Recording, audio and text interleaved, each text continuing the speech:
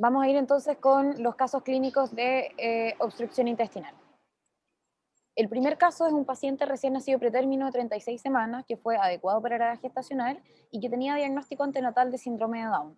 No tenía otras malformaciones detectadas en las ecografías prenatales, nació con un APGAR 9,9 y usted está como residente y lo llaman de neonatología a las 20 horas de nacido por distensión abdominal y vómito.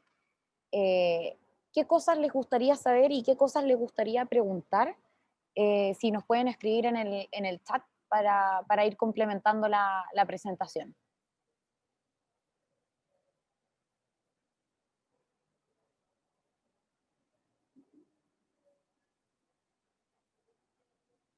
Súper bien, Antonio. Antonio va a preguntar por las características del vómito. Muy importante. ¿Alguna otra pregunta que les gustaría saber?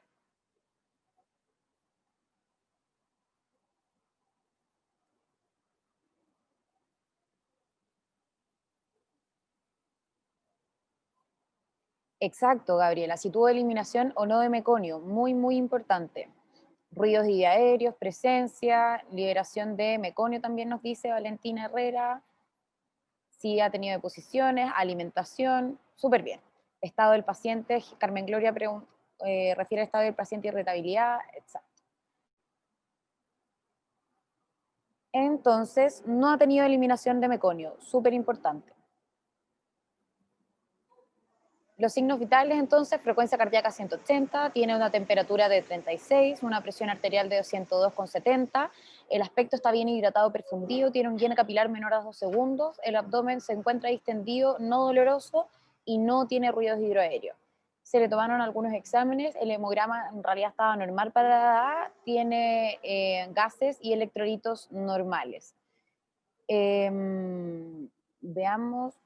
¿Qué examen le pedirían ustedes a continuación con esta descripción del examen físico?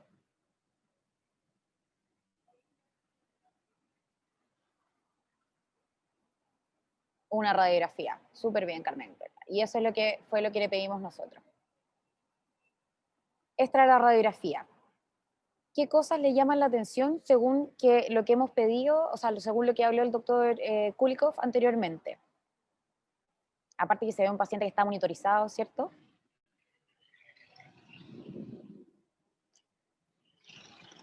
Las burbujas, doble burbuja, exactamente. Algo que llama la atención acá es la doble burbuja. Tenemos la primera burbuja gástrica, la segunda burbuja del duodeno y no tenemos mayor cantidad de aire distal, pese a que igual podemos tener algún paso pequeño, pero hay claramente una dilatación y un stop. Esto se trata de una atresia probablemente duodenal, que están mucho más asociados a pacientes con síndrome de Down. Es algo que hay que tener presente, si bien no muchas veces tenemos el diagnóstico prenatal, el antecedente prenatal, hay que buscarlos. Y una vez que nosotros encontramos la atresia duodenal, hay que seguir buscando muchas más malformaciones, porque cuando se nos junta el síndrome de Down con la atresia duodenal, hay que ser mal pensado. La atresia duodenal puede ser de varios tipos y según eso puede ser la radiografía que yo tenga. En una atresia tipo A, que vemos acá, voy a tener una estenosis y puede que todavía haya un poco de paso de aire, lo que podría ser a lo mejor en este caso. En la atresia tipo B y en la atresia tipo C, la verdad es que en la B hay una comunicación más filiforme, en la C hay claramente una desconexión entre el cabo proximal y el distal. No voy a tener probablemente mayor paso de aire y cuando nosotros nos metemos a operar hay una desfuncionalización del intestino distal. Existen algunos tipos de atresias especiales donde puedo tener una membrana duodenal que incluso puede pasar desapercibido en los primeros meses porque la leche en el fondo materna y todo lo que es líquido pasa sin ningún problema, pero ya cuando inicia la alimentación sólida a los 6 meses puedo comenzar a tener alguna clínica de distensión abdominal y tener problemas. El caso clínico número 2 es un escolar de 6 años que no tiene antecedentes mórbidos. Disculpen que justo está pasando una ambulancia. Consultó en el servicio de urgencia por dolor abdominal asociado a distensión y vómitos alimenticios. Al inicio los vómitos fueron, como les decía, alimenticios, pero luego se tornaron biliosos y todo este cuadro lleva 48 horas de evolución. ¿Qué les parece hasta ahora? ¿Qué les gustaría preguntar? ¿Cuál sería la conducta a lo mejor que tomarían con esta descripción del caso clínico?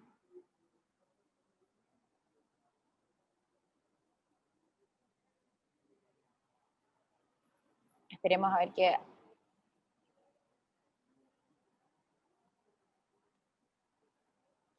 Gabriela Bello nos pregunta por fiebre, por presencia del, que caractericemos el dolor abdominal. Súper importante la caracterización del dolor. Si aprecie- sí, la ubicación, la exacerbación, la presencia también de deposiciones, súper bien. Los signos de alarma, también. El ingreso, entonces, el paciente llama la atención solamente de verlo porque tiene un aspecto que está deshidratado y enflaquecido. Los signos vitales eran estos: 110, 36 de temperatura, una presión arterial de 175, pesaba 15,5 kilos a los 6 años y tenía una talla de 108 que le daba más o menos 2 desviaciones estándar. El abdomen estaba distendido, tenía un dolor difuso, bastante intenso, sí tenía ruidos hidroaéreos, pero estaban disminuidos, y se palpa una masa en la fosa ilíaca derecha.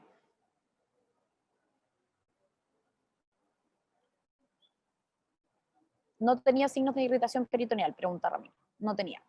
¿Alguna idea del diagnóstico que ustedes puedan tener con esto?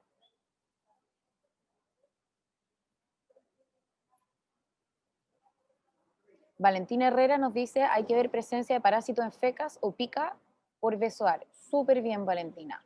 El paciente estaba enflaquecido, está con una desviación de -2 en el carril de crecimiento. Hay que comenzar de repente a plantear esas cosas, sobre todo si se palpa una masa. Hicimos exámenes, tenía un hemograma con leucocitos de 15.000, con 70% segmentados, y llamaba la atención una eosinofilia de un 9%. El hematocrito y la hemoglobina estaban dentro de rangos normales, y los gases venosos tenían una pequeña alcalosis metabólica con electrolitos normales, probablemente la alcalosis debido a los vómitos que había tenido. Esta era la radiografía. Esta la vieron con el doctor. ¿Qué les llama la atención? ¿Qué les parece?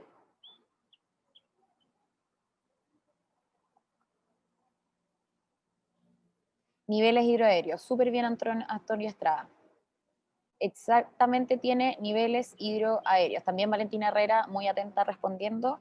Acá tenemos los niveles, como explicaba el doctor, estos niveles conservan en el fondo, valga la redundancia, un nivel con otro. Se ve un poco de aire de distribución a distal, pero claramente en el lugar de la fosa ilíaca derecha, donde nosotros estamos palpando, nuestra masa fosa ilíaca en el hemiabdomen inferior, hay algún stop del paso del aire. Se aspiraron 200 cc de residuo bilioso y se ingresa al paciente a la unidad de cuidados básicos. Efectivamente era una obstrucción intestinal. Persistía con el residuo bilioso aumentado, estaba distendido, no tenía ruido aéreo, era claramente una clínica de obstrucción como habíamos visto, así que lo decidimos ingresar a pabellón. Y esto fue lo que nos encontramos: una obstrucción por ascaris. Esto puede pasar, si bien es cierto, los parásitos en los niños chilenos habían disminuido drásticamente en comparación al resto de Latinoamérica. Ahora nos hemos visto nuevamente enfrentados, y hay que pensar en estos casos, sobre todo en APS, con la gran población migrante que tenemos, que muchas veces no sabemos si están con todas las inmunizaciones, y de repente el grado de hacinamiento y no contar con agua potable, sobre todo en los campamentos, nos tienen que hacer pensar nuevamente en este tipo de patologías. El tercer caso clínico es un preescolar de 4 años con antecedentes de constipación de manejo médico. Consulta por un dolor tipo cólico de 20 horas de evolución de dolor abdominal en flanco y en fosa ilíaca izquierda. No tenía fiebre ni otra sintomatología. Al ingreso estaba taquicárdico con 120, tenía 37 de temperatura, una presión arterial de 110/85, y mientras estaba en la sala de espera, después del triage, evoluciona con vómitos profusos, dolor abdominal agudo, tenía gran distensión abdominal, aumento de la frecuencia cardíaca aún más allá de 120, disnea moderada y signos de deshidratación. Con este cuadro, ¿qué es lo primero que se les tiene que venir a la cabeza y mente para actuar rápido? Es un paciente que llevaba 20 horas de evolución, que al parecer había estado si bien con dolor abdominal no era algo tan agudo, y de repente cambió su sintomatología y comenzó con dolor agudo y un claro deterioro clínico. Abdomen agudo comenzó con signos de shock, ya, efectivamente sí es un abdomen agudo, pero hay una patología que les habló el doctor que hay que pensarla.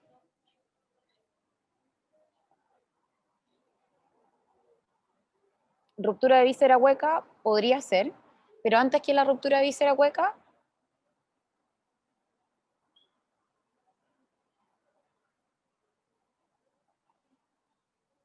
hernia atascada, en general no dan tan agudo el deterioro clínico. Vólvulo, exacto, muy bien. Nicole Silva, hay que pensar exactamente en un vólvulo intestinal. Es un paciente que se nos va a choquear en 15 minutos. Es un paciente que anteriormente, si bien estaba un poco con alguna clínica de dolor, de un rato para otro cambia.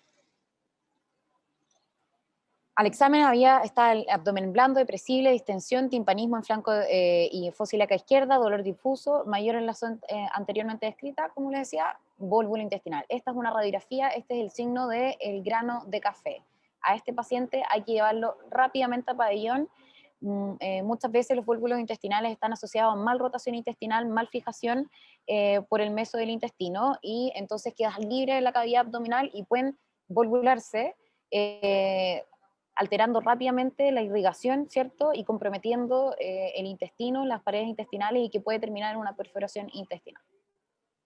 Esa es la foto intraoperatoria de un vólvulo intestinal que puede pasarle en sus pacientes a cualquier edad. En general, en recién nacidos, cuando tienen mal rotación intestinal, se presenta los primeros días, pero después incluso se puede presentar en edad adulta cuando la mal rotación pasa desapercibida y es asintomática. En el caso clínico 4, bueno, me falló la animación. Es un paciente de 3 años con antecedentes de reflujo vesicoureteral que fue dado de alta y tenía rinitis alérgica, no tenía alergias ni medicamentosas y no tenía cirugías previas, algo importante considerar en los cuadros de obstrucción intestinal. Consultó por un día de dolor abdominal persistente con un pic febril aislado que cede con paracetamol y tenía deposiciones que la mamá describe como sanguinolentas. Ingresó hemodinámicamente estable, afebril, hidratado, bien perfundido. En general tenía un súper buen aspecto cuando se examinó. Jugaba tranquilo, reía, cooperaba con el examen físico, y al examen destacaba que el abdomen era blando, depresible, no era doloroso en ese momento, tenía los ruidos presentes y estaban incluso un poco aumentados. No tenía masa palpable ni signos de irritación peritoneal. Con esta historia, ¿qué creen? Un paciente que tuvo un pic febril, tenía efectivamente dolor abdominal, tenía deposiciones sanguinolentas que describió la mamá, motivaron una consulta del dolor, pero al momento que ustedes lo examinan no tiene ninguna clínica. Espectador anónimo nos puso invaginación intestinal. Muy bien, espectador anónimo. Y Valentina Herrera también nos puso invaginación intestinal. Súper bien. Carmen Gloria Rodríguez también nos responde. Exacto. Es un cuadro de invaginación intestinal. Las opciones radiográficas para la invaginación intestinal, la verdad es que pueden ser varias. Puedo tener una radiografía silente, como en la A, en donde no voy a tener mayor como distribución de aire. Puedo tener una gran dilatación de asas, en donde voy a ver alguna zona más silente, como en este caso. O puedo ver, incluso si tengo mucha suerte en la radiografía, el segmento, el segmento invaginado. Acá nosotros vemos, y el aire nos sirve de contraste para poder ver el asa invaginada. Es la principal causa de obstrucción intestinal en los menores de 2 años, generalmente es idiopática en esta edad. Sin embargo, en los mayores de 2 años tiene otras etiologías que hay que pensarla, como el divertículo de Meckel o como algún tumor, en este caso los linfomas. Da unas deposiciones sanguinolentas que se llaman en jalea de Grosella, y es porque están mezcladas con mucus, ¿cierto? Y en general el siguiente paso, aparte de la radiografía, va a ser una ecografía, ¿ya? La invaginación, entonces, cuando un segmento intestinal se introduce en otro, y también va a comenzar a generar dolor por lo mismo, por la afectación de la irrigación de la pared, primero linfática, venosa, y en el último paso arterial. puede invaginarse y desinvaginarse, por lo tanto puedo tener periodos con mucho dolor tipo cólico y periodos después que voy a tener el paciente como si no tuviera nada. De hecho, se le llama como la hemorragia digestiva baja con el lactante tranquilo y feliz. Esta es la deposición en jalea de grosella, no muchas veces van a tener este dato, pero es importante si es que la mamá se los menciona y ustedes después al examen físico ven a un paciente que está bien, ¿ya? La ecografía me puede dar esta imagen, de hecho esta es una imagen de un paciente que operamos el año pasado, que tenía la historia que les conté y que finalmente este pic febril había estado dado por un divertículo de Meckel complicado que había sido en el fondo la causa como en la cabeza de la invaginación. El paciente tenía 3 años y calza un poco con la fisiopatología que les estábamos explicando. Eso es lo que teníamos para presentarles el día de hoy. Sé que hay bastante preguntas, agradezco la gran participación que tuvieron en las preguntas. Javier Colbalán nos pregunta si esa es la intususcepción. Sí, intususcepción y invaginación intestinal son sinónimos. Por acá habían un par de preguntas que se fueron quedando y comentarios que se fueron quedando en los casos clínicos. Voy a tratar de rescatarlos. Vamos a ver.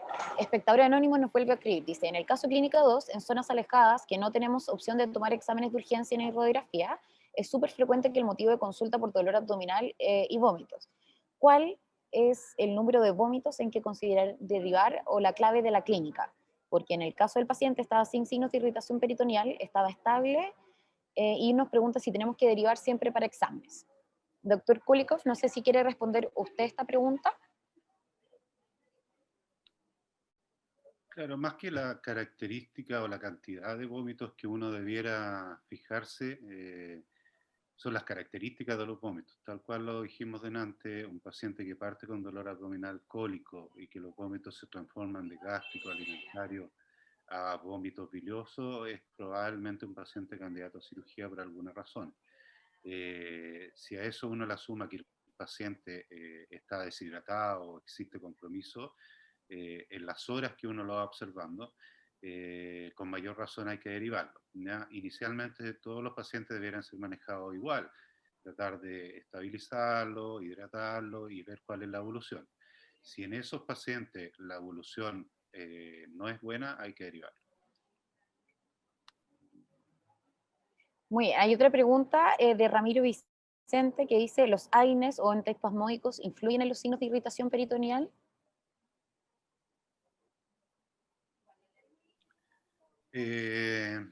Los antiespasmódicos son un problema. Los antiespasmódicos en general pueden apagar un poco la sintomatología durante un tiempo y a veces puede complicar un poco el diagnóstico. En general los AINES no. Los AINES sirven para disminuir el dolor, pero la clínica generalmente va a continuar. Lo más importante en el caso en que uno esté sospechando que hay algún cuadro obstructivo mecánico es poner analgesia y derivarlo, no mandarlos con analgesia para la casa, por supuesto.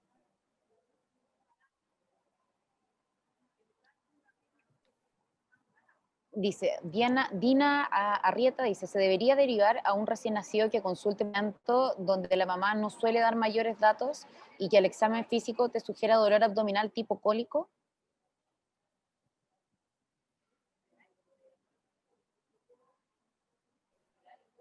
Lo que pasa es que si no hay signos de gravedad y el paciente se ve bien y está comiendo y está con tránsito, no hay ningún signo de gravedad ni para pensar en alguna obstrucción intestinal mecánica. Lo importante no es solamente el dolor abdominal, los cólicos, sobre todo en el periodo recién nacido. El cuadro debe ir acompañado de otras características. Los pacientes recién nacidos con obstrucciones intestinales o con cuadros se comprometen rápidamente. Un niño que se ve bien, que se alimenta, que tiene tránsito, no es necesario derivarlo en ese momento. Hay una pregunta de un espectador anónimo también que dice, ¿en qué tiempo o cuál es el tiempo para poder hacer un invertograma?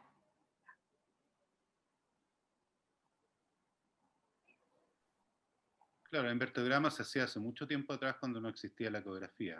El invertograma no se puede hacer inmediatamente cuando uno está sospechando o cuando uno diagnostica al momento de nacer un ano imperforado, porque uno tiene que darle tiempo al paciente a que el aire llegue hacia el fondo de saco distal. El invertograma sirve para medir la distancia que hay entre el fondo de saco rectal y el área donde debería estar el ano.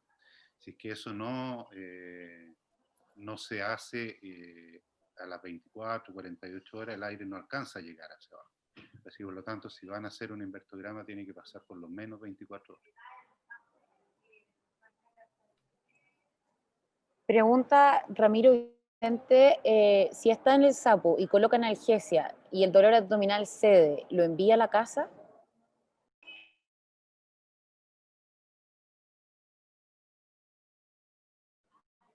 No sé si el doctor Ramiro nos puede dar un poquito más de contexto de la pregunta, porque no sabemos a cuál se refiere, a qué tipo de paciente. Si es un lactante, si estoy pensando en qué, con qué clínica llegó. Mientras tanto, voy a leer la pregunta de la doctora Paola Strasburger, que dice: la invaginación de los lactantes, la clásica ileocólica, se ven de mal aspecto, pálidos, con dolor intenso, incluso comprometidos de conciencia en los episodios de dolor. ¿Es diferente esto de los niños grandes, como en el caso que presentaste, que lo describes como de buen ánimo y risueño?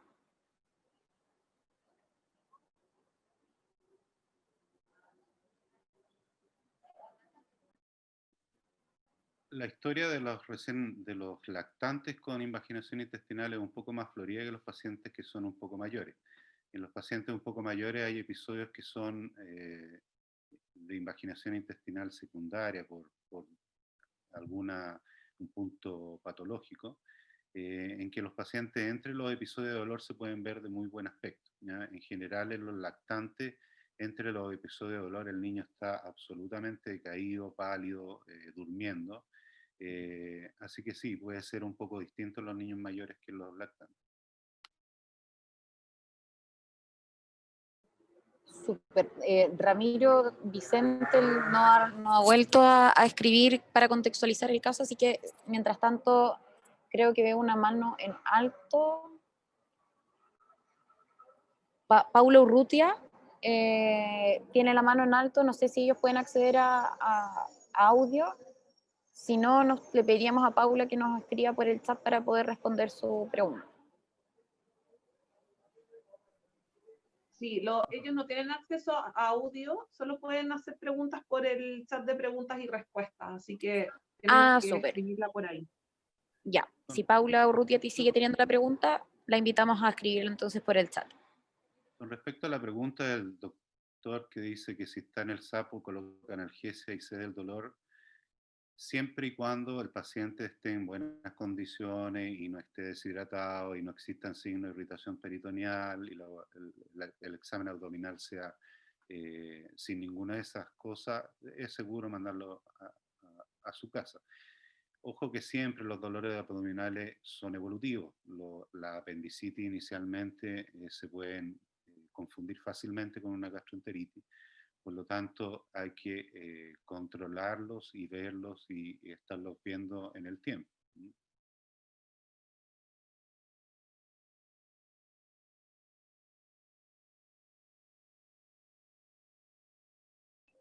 Dice Ramiro que le contestaron la pregunta, que muchas gracias.